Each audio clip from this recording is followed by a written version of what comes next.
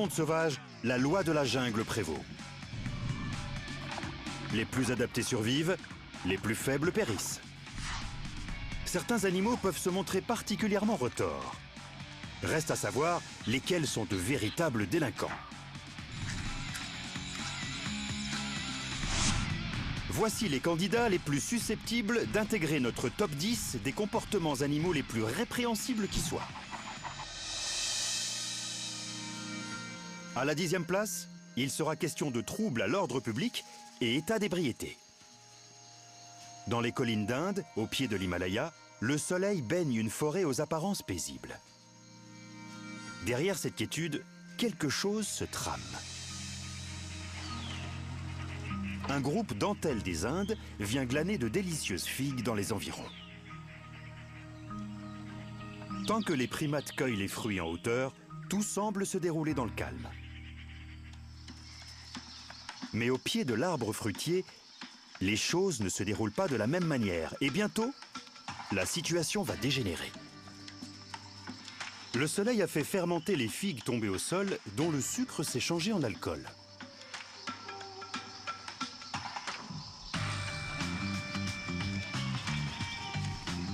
Ces douceurs alcoolisées finissent par avoir quelques effets très visibles. Désinhibés, les semnopithèques perdent toute retenue. Puis, l'ivresse aidant, tout le monde s'endort pour cuver. La fête alcoolisée est terminée. Quand un dernier convive surgit en silence. Les singes, éméchés par tant d'excès, titubent. Le léopard compte en profiter.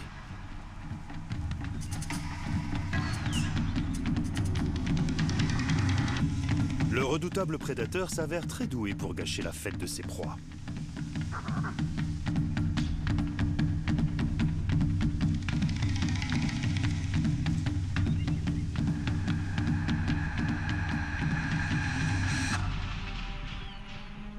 Dans la jungle, déambuler en état d'ébriété peut vous coûter la vie. Le reste du groupe a retenu la leçon. Tout le monde se rabat sur les figues inoffensives des branches hautes. Reconnus coupables d'ivresse publique et tapage diurne intempestif, les dentelles des Indes décrochent sans effort la 10e place de notre classement.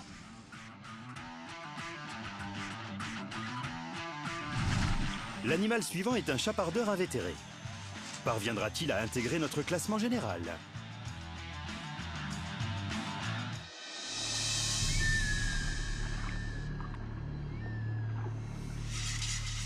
Dans les territoires du nord de l'Australie, les crocodiles marins atteignent jusqu'à 7 mètres de long, et il n'est pas rare qu'ils frôlent la tonne.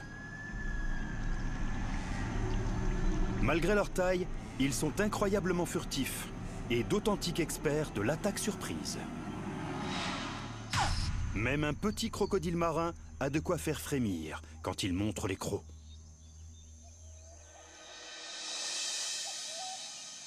Cette femelle imposante protège sa couvée depuis déjà 3 mois. Mais la canicule est trop accablante et la mère courage abandonne momentanément ses œufs pour se rafraîchir dans l'eau.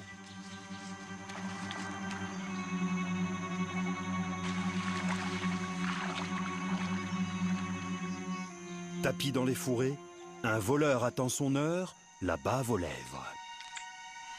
Le crocodile parti, le varan bigarré part à l'assaut de son nid, cherchant les œufs du bout de sa langue bifide. La femelle crocodile peut surgir à tout moment. Mais ces œufs sont un mets rare et riche, qui vaut la peine de prendre quelques risques.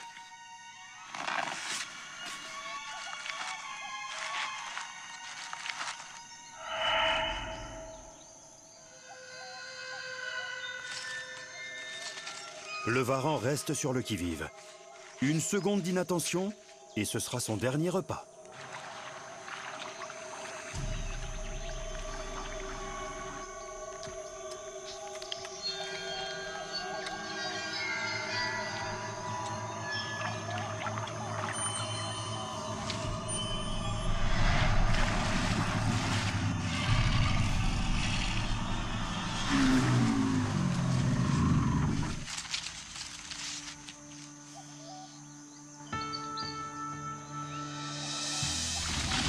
Le Varan n'est pas allé au bout de son méfait. Il manque une chance d'intégrer notre classement. Car l'animal qui lui succède est un véritable Arsène Lupin à plumes, aussi courageux qu'astucieux.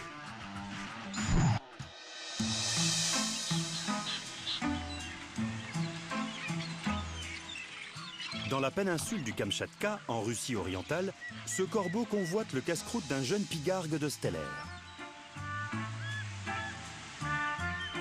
L'aiglon a beau être jeune, il est largement plus grand que le corbeau. Et sa mère, très protectrice, survole les alentours. S'il loupe son coup, l'empêcheur de manger en paix signera son arrêt de mort. Mais le corbeau a toujours un plan. Et un complice. Les deux filous font équipe pour mener à bien leur mission. Tandis que l'un distrait l'aiglon, l'autre lui chipe son repas. Le groupe de corbeaux se partage le festin. Faute d'avoir surveillé son bien, le jeune aigle n'a plus que ses yeux pour pleurer.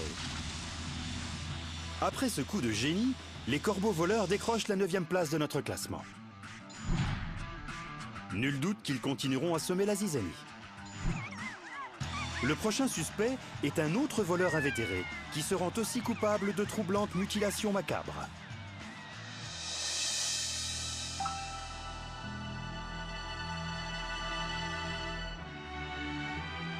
En Nouvelle-Zélande, les Alpes de l'île du Sud conservent toute l'année leur chapeau de neige immaculé. C'est une région rude et sauvage. On est loin de s'attendre à croiser dans des contrées aussi rigoureuses un perroquet.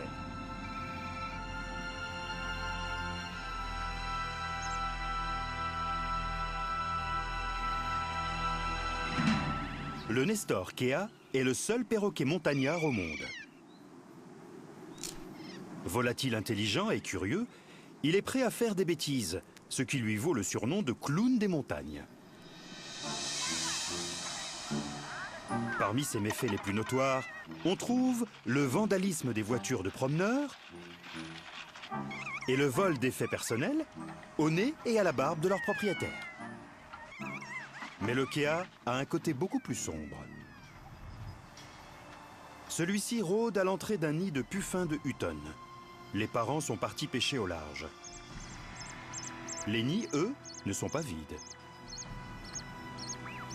Le perroquet entend le gazouillis des oisillons affamés.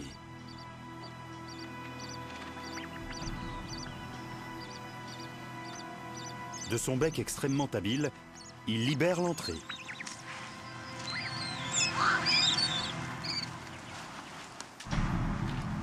Ce jeune puffin ne prendra jamais son envol. Une fois la nuit tombée, le Kea jette son dévolu sur une autre proie facile. La Nouvelle-Zélande compte environ 25 millions de moutons. C'est une source de nourriture passive et nombreuse. Même le Kea s'y attaque, malgré sa taille ridicule à côté d'une brebis. Sa méthode donnerait des sueurs froides à n'importe qui. De son bec puissant, le Kea perce la fourrure, la peau et les muscles des moutons. Il vise les reins et surtout la graisse hautement calorique qui les enrobe. Les plaies qu'il inflige au bétail sont de vrais nids à infection. Ses victimes finissent souvent par succomber à une lente et douloureuse agonie. Entre vandalisme et barbarie sanglante, l'intelligent Kea n'hésite devant rien pour survivre. Il mérite largement sa 8e place à notre classement d'animaux malfaiteurs. La fin de notre classement compte donc dans l'ordre des singes alcooliques, des oiseaux chapardeurs et un perroquet sinistre. Qui a dit que le crime ne payait pas? Tout de suite, découvrons d'autres criminels étonnants. De la 10e à la 8e position de notre classement, nous avons dans l'ordre. En 10e position, des singes en état d'ébriété avancée. Un duo de corbeaux en 9e position. Et le Nestor Kea, un perroquet aussi intelligent que malfaisant, en 8e position. Poursuivons le passage en revue de nos candidats. Direction l'île de Tasmanie.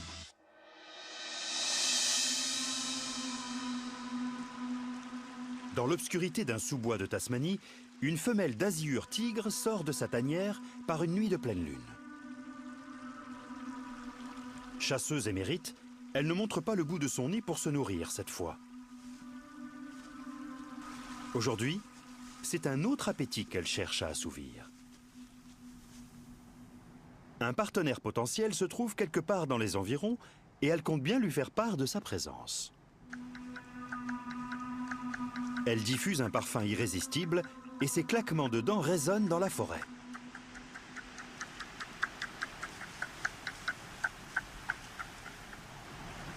Ce mâle comprend tout de suite de quoi il retourne et se met en marche sans tarder.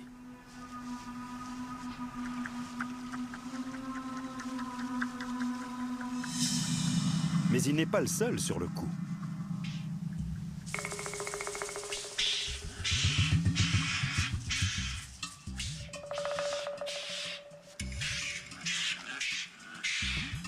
La femelle observe ses deux prétendants se disputer ses faveurs.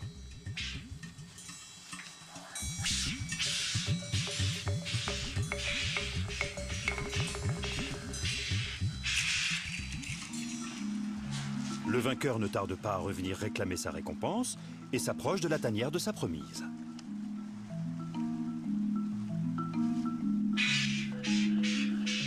Mais la belle n'est pas une fille facile. L'amoureux et conduit ne s'en laisse pas compter. Se battre pour elle ne suffit pas. Un cadeau bien choisi fera peut-être plus d'effet. Un martin chasseur géant fera un délicieux présent. Sa capture dans la gueule, le mâle revient compter fleurette.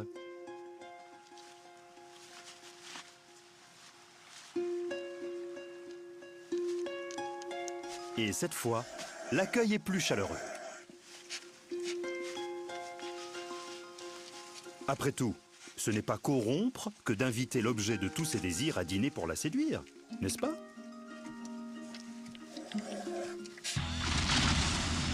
Le d'azur tigre échoue à figurer à notre classement, car le méfait n'est pas avéré.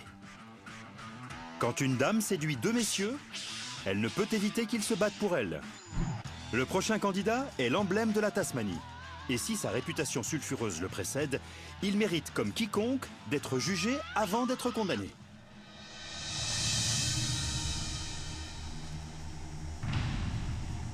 Cette femelle diable de Tasmanie inspecte son territoire.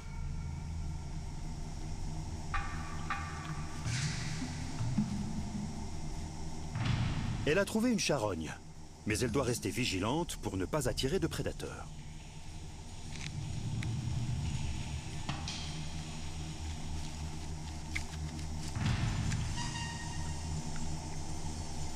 Un mâle surgit en silence des ténèbres.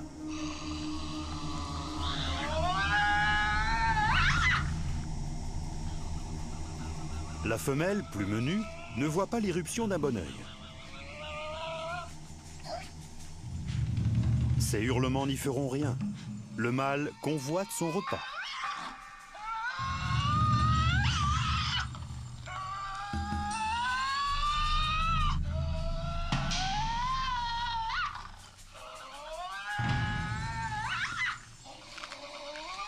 La demoiselle est têtue et défend son bien devant le goujat qui l'ignore.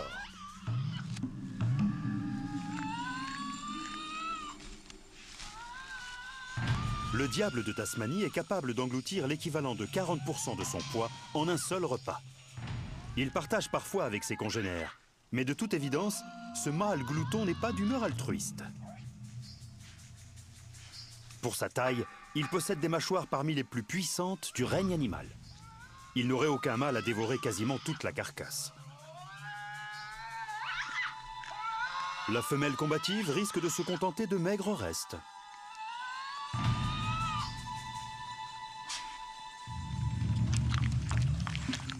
Elle finit par renoncer, et laisse l'intrus se gaver de viande sanguinolente. Intimidation, vol et manière à table laissant franchement à désirer, les charges suffisent largement à placer le diable de Tasmanie au 7e rang de notre classement.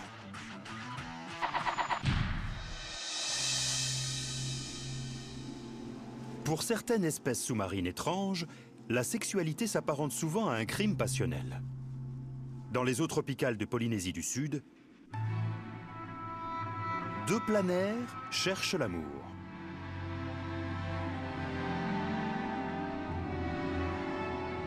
Ces vers plats glissent avec grâce et volupté sur le fond marin.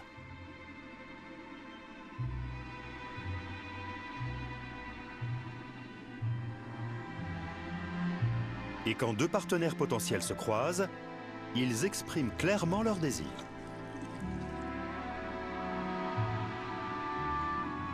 Mais rapidement, le jeu de la séduction vire à la foire d'empoigne. Puis, tourne au combat d'escrime.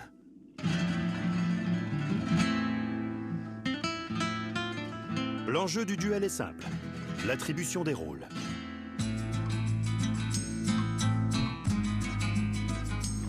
Les vers plats sont hermaphrodites. Ils possèdent des organes reproducteurs des 2 sexes. Et leur membre viril leur sert aussi de sabre. La règle est simple. Il faut toucher et éviter de l'être. Celui dont la peau est transpercée sera immédiatement fécondé par son rival.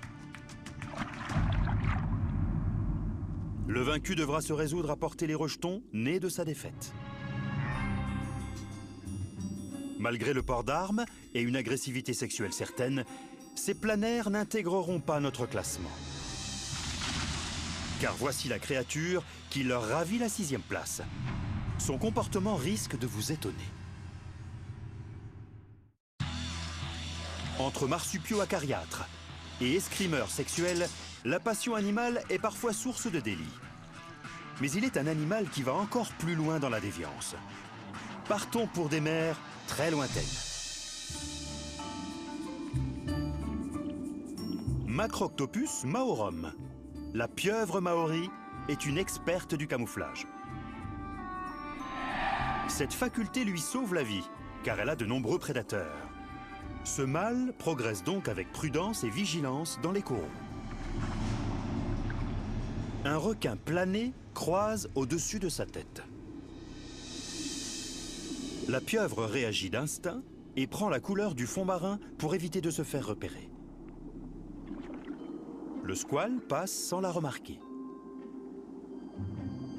Le secret du camouflage de la pieuvre, ce sont des centaines de cellules remplies de pigments et situées juste sous sa peau. L'animal change de couleur en choisissant les nuances que son épiderme laissera transparaître. L'astuce déjoue les appétits prédateurs les plus voraces. Mais cette fois, quelqu'un s'intéresse à ce mâle et pas seulement à sa chair.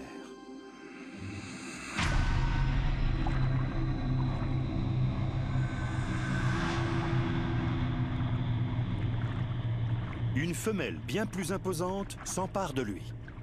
Et la belle est une prédatrice sexuelle insatiable.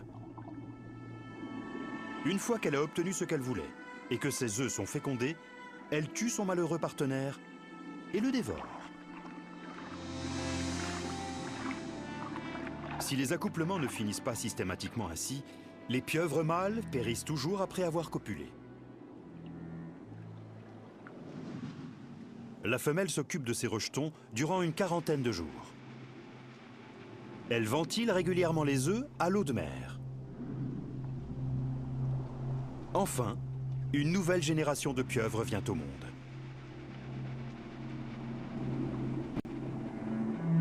Mais même dans la nature, il y a parfois une justice. Après avoir tué le père, la mère meurt une fois son rôle de génitrice accompli. Celle-ci va connaître une fin particulièrement houleuse. Un groupe de morues bleues affamés attaque la pieuvre à l'agonie.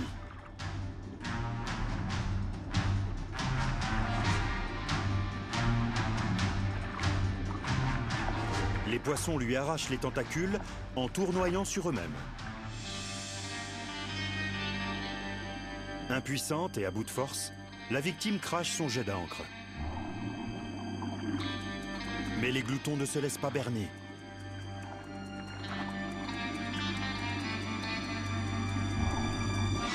Pour la tueuse de mâles, la chance a tourné et l'issue est irrémédiable. Elle finira en brandade pour morue. Pour sa tuerie post-coïtale, la pieuvre maori femelle décroche la 6e place de notre classement d'infâmes bestioles.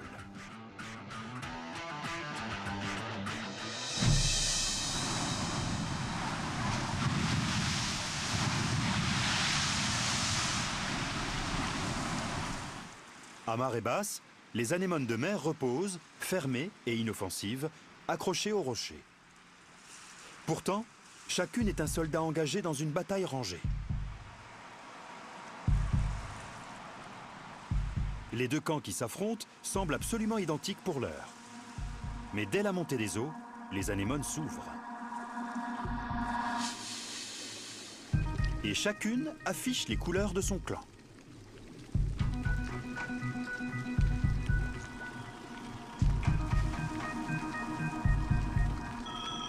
Au sein des clans, chaque polype est généralement identique à son voisin. Les effectifs augmentent à chaque fois qu'un organisme se divise pour produire un clone de lui-même.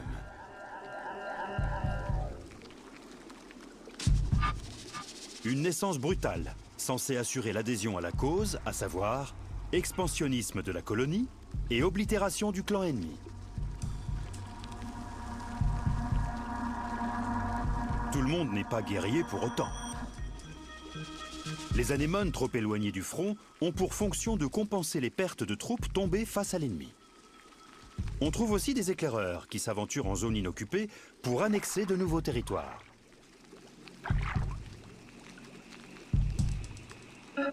Quant aux soldats, ce sont les anémones les plus imposantes et les mieux armées. À l'approche d'une nouvelle offensive, elles gorgent leurs tentacules de venin et se préparent à l'assaut. Le combat s'engage.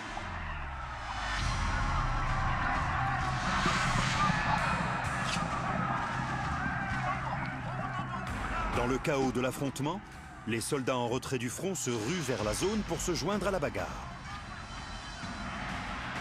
La lutte fait rage pendant une vingtaine de minutes. Un cessez-le-feu est instauré jusqu'à la prochaine marée haute.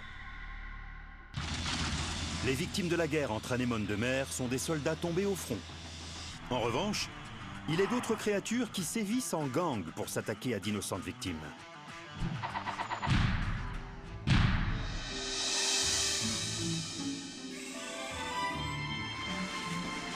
Dans les eaux glacées qui bordent l'Alaska, un baleineau à bosse joue autour de sa gigantesque maman.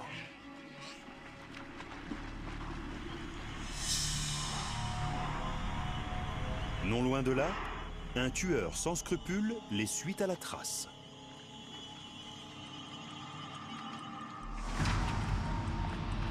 Et il n'est pas seul.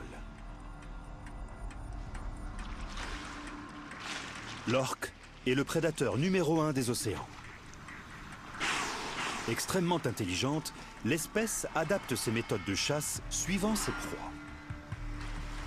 Quand la cible est imposante, les orques chassent habituellement en groupe. Le gang avance en bloc et déploie la première phase de sa stratégie prédatrice, séparer le baleineau de sa mère. Les orques harcèlent les deux cétacés, leur mordent les nageoires et les bousculent.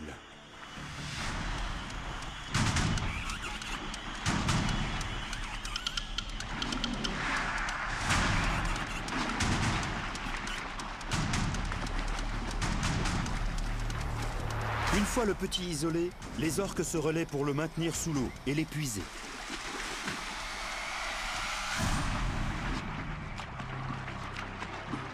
Le baleineau finit par se noyer. Les orques s'attellent à dépecer méthodiquement son corps sans vie. Leurs crocs de 10 cm de long ne font qu'une bouchée de leur proie. Langues et lèvres sont les morceaux de choix. Personne ne sera lésé dans le groupe.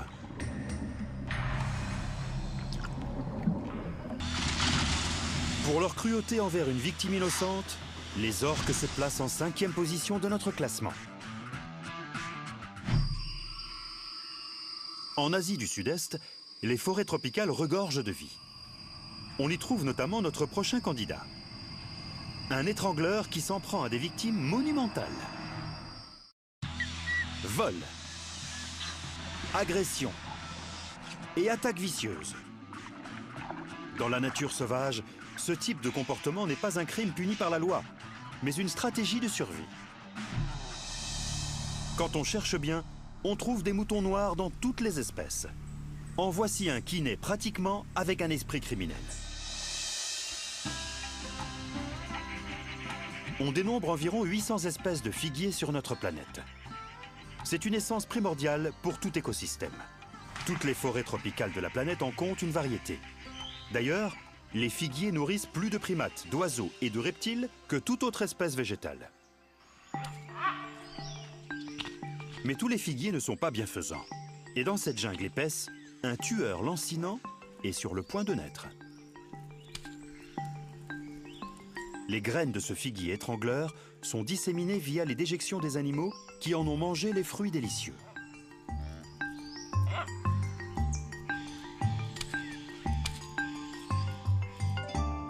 Si elles tombent au sol, le manque de lumière empêche leur germination.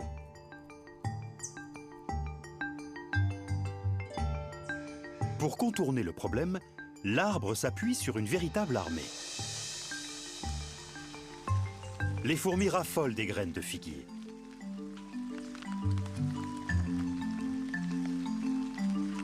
Elles les remontent beaucoup plus haut vers la canopée, où se trouve leur nid perché.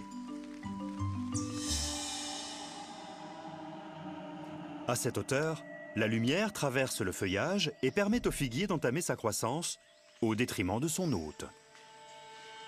Il lance ses racines vers le sol en étreignant le tronc.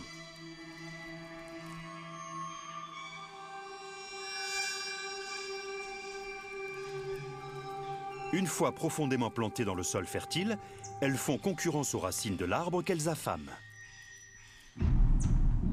Plus le figuier grossit, plus ses racines s'épaississent et étouffent leur hôte.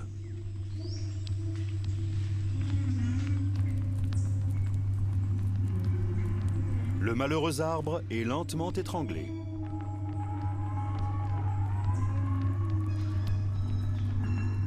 Le réseau racinaire devient tellement dense et épais qu'il tue l'arbre hôte qui finit par pourrir. À terme, il ne reste plus qu'un treillis de racines autour d'un conduit désormais vide.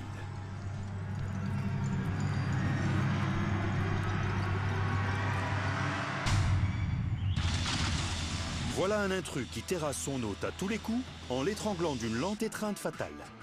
Pareille nonchalance meurtrière mérite largement de figurer à la 4e place de notre classement. Nos prochains prétendants sont tous des rois de l'illusion mus par un dessein criminel.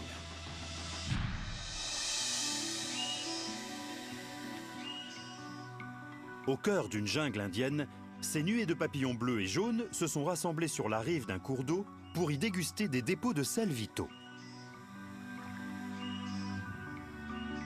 Une fois leurs besoins en minéraux assouvis, les gracieux papillons repartent butiner le nectar sucré des plantes alentours. Mais certaines fleurs ne sont pas celles qu'on croit. Celle-ci n'a rien d'un encas sucré. C'est une menthe orchidée. Son camouflage l'aide à chasser, et elle est pointilleuse sur ses choix. Ce puceron blanc et hirsute ne promet pas de repas très ragoûtant. Mais la redoutable prédatrice ne tarde pas à repérer l'arrivée d'une proie plus appétissante. L'embuscade exige une patience monacale, et la menthe orchidée semble y trouver son compte. En se faisant passer pour une fleur, elle attire plus de butineurs qu'une vraie orchidée. Pourtant, la menthe orchidée se voit éjectée de notre classement. La faute à une autre créature, dont le talent pour appâter ses proies est tellement machiavélique qu'il mérite une récompense.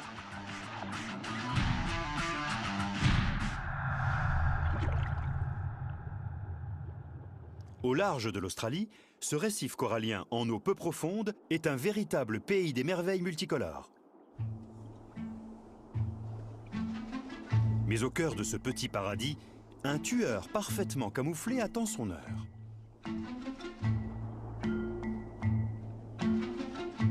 Seul le clignement de ses yeux trahit la présence du poisson grenouille strié. Avec ses airs de bouquet d'algues à la dérive, il préfère ramper sur le fond marin plutôt que nager. Ses nageoires pelviennes font office de pattes qui lui permettent de progresser. Vu sous cet angle, ce poisson est plutôt rigolo. Pourtant, il est en pleine quête de sa prochaine victime. Il se fond entièrement au décor du récif et s'apprête à capturer son prochain repas. Et il n'est pas du genre à attendre qu'une occasion se présente. Le poisson grenouille strié agite un leurre de pêche devant sa gueule. C'est une nageoire dorsale que l'évolution a transformée pour lui permettre d'attirer les autres poissons.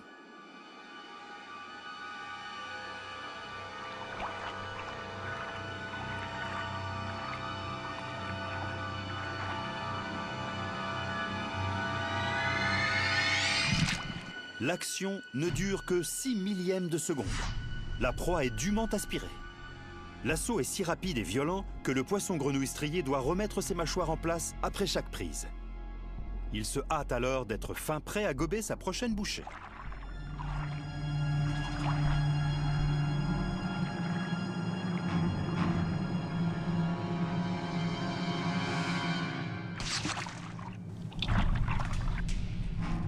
La pêche au menu fretin aura été très bonne aujourd'hui. Soudain, une proie plus conséquente surgit juste sous ses yeux. Le prédateur change alors de tactique. Il décide de traquer ce flet, un poisson plat.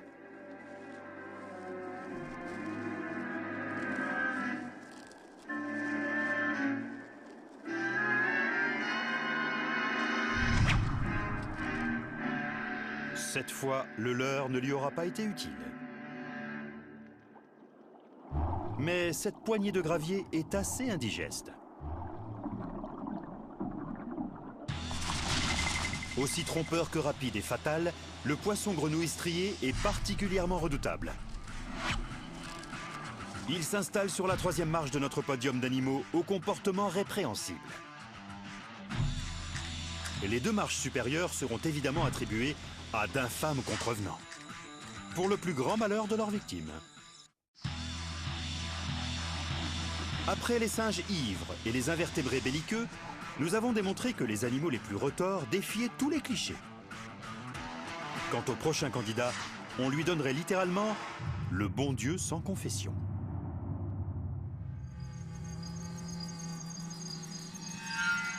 Sur les îles d'Indonésie, on trouve un des plus petits primates au monde. Le tarsier spectre. Il a des airs de peluche avec ses yeux immenses. Ses oreilles, tout aussi vastes, lui permettent de chasser la nuit.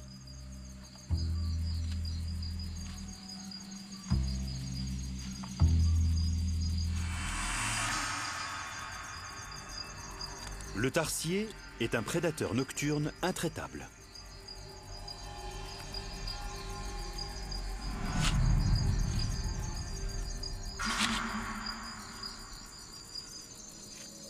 Mais avec sa petite taille, il s'expose aux innombrables périls de la jungle.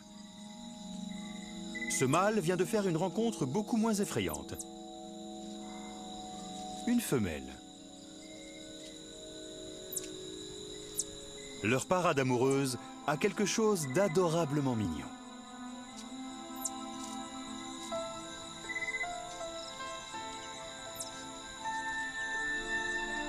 Mais un obstacle entrave cette idylle naissante. La femelle a déjà un petit. Il a pratiquement atteint sa taille adulte, mais refuse de quitter le giron de sa mère, ce qui ne facilite pas la vie amoureuse de cette dernière. Le prétendant a disparu. La mère et son fils en profitent pour chasser ensemble de juteux insectes. Ce moment de partage ne durera pas. L'amoureux jaloux est de retour et se rue sur le petit. Il referme ses dents sur sa nuque, lui infligeant un coup fatal.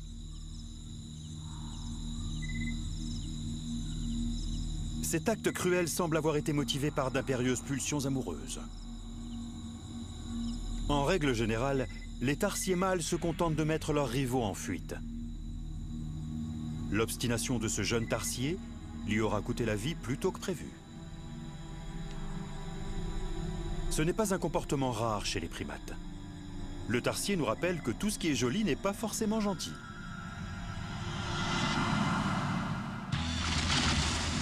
Avec ses grands yeux pleins de malice, le tarsier spectre s'installe sur la deuxième marche de notre podium. Il faudra forcément un meurtre avec préméditation pour supplanter ce dernier. Voici les candidats à la plus haute marche de notre classement.